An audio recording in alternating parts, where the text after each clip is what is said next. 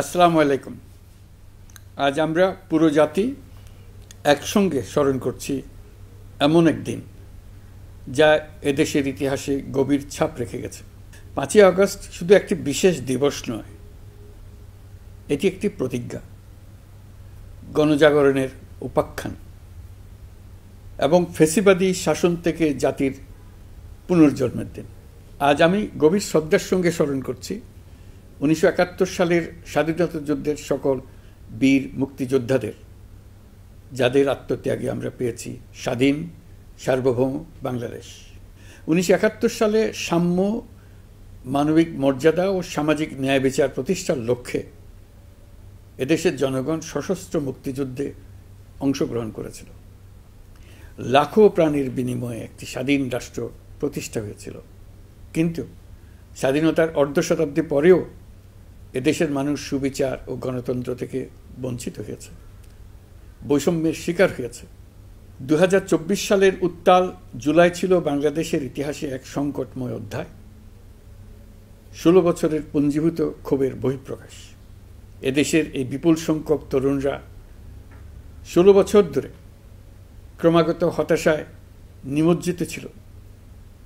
ভালো ফলাফল করেও চাকরির জন্য ক্ষমতাসীনদের দুয়ারে দুয়ারে ঘুরেছে।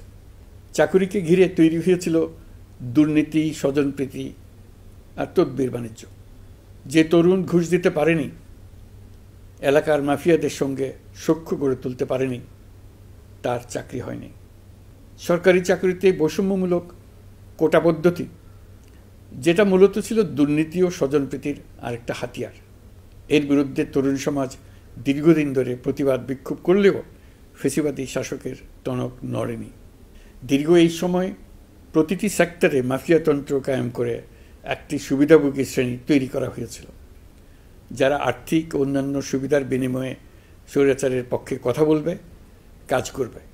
স্বৈরাচারের পক্ষের সঙ্গী হলেই তার চাকরি হবে, কাজ মিলবে। সরকারি প্রতিষ্ঠান, শিক্ষা প্রতিষ্ঠান, অর্থনৈতিক প্রতিষ্ঠান, এমনকি বিচার ব্যবস্থা, আইনশৃঙ্খলা বাহিনী, গণমাধ্যম ও সাংস্কৃতিক মণ্ডলেও এই ধরনের সুবিধাভোগী শ্রেণী তৈরি হয়েছিল। এদেশের গরিব মেহনতি মানুষের পয়সা লুট করে পতিত ফ্যাসিবাদ ও তাদের সহযোগীরা এক একজন টাকার পাহাড় গড়ে তোলে। সীমাহীন দুর্নীতির কবলে পড়ে অর্থনীতি ভেঙে পড়ে।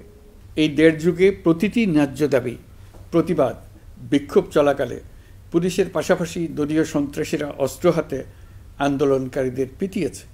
গত 16 বছরে যারাই সরকারের সমালোচনা করেছে, নাগরিকদের অধিকারের পক্ষে কথা বলেছে, তাদেরকে গ্রেফতার অথবা গুম করা হয়েছে।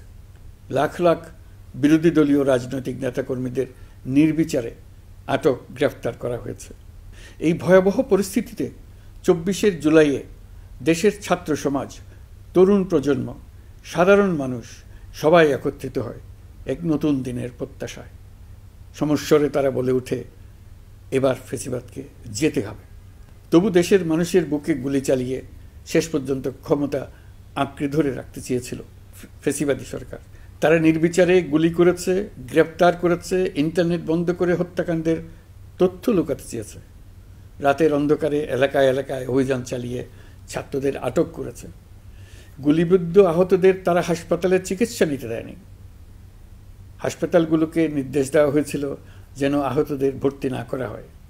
এই কারণে বহু মানুষ চিকিৎসা না পেয়ে চিরতরে দৃষ্টি হারিয়েছে, পঙ্গু হয়েছে।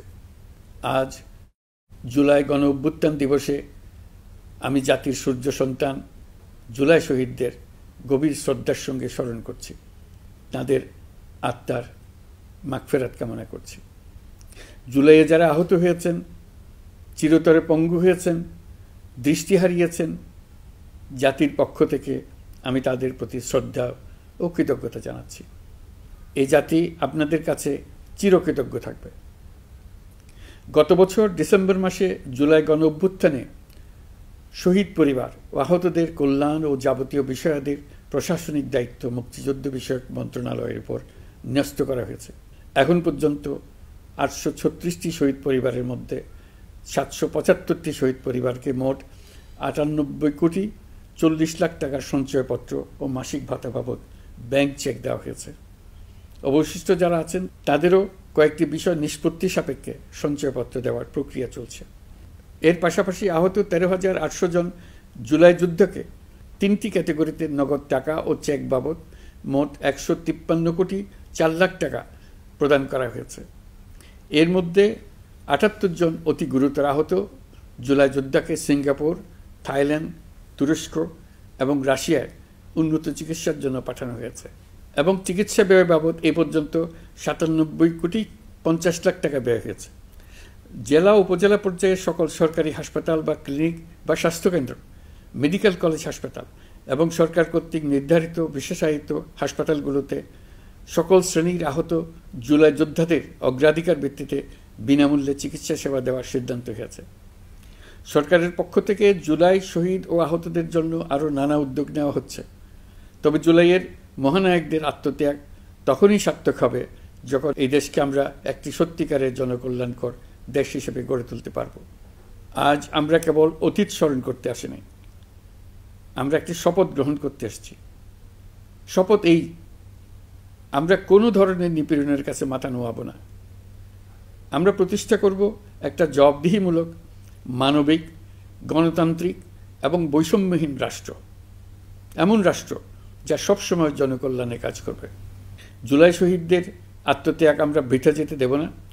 তাদের আত্মত্যাগই হবে আমাদের পথ চলার প্রেরণা, তাদের স্বপ্নই হবে আমাদের আগামী বাংলাদেশের নির্মাণ রেখা। আজকের এই দিনে এটাই হোক আমাদের শপথ। মহান আল্লাহ আমাদের সহায় হন। আল্লাহ হাফিজ।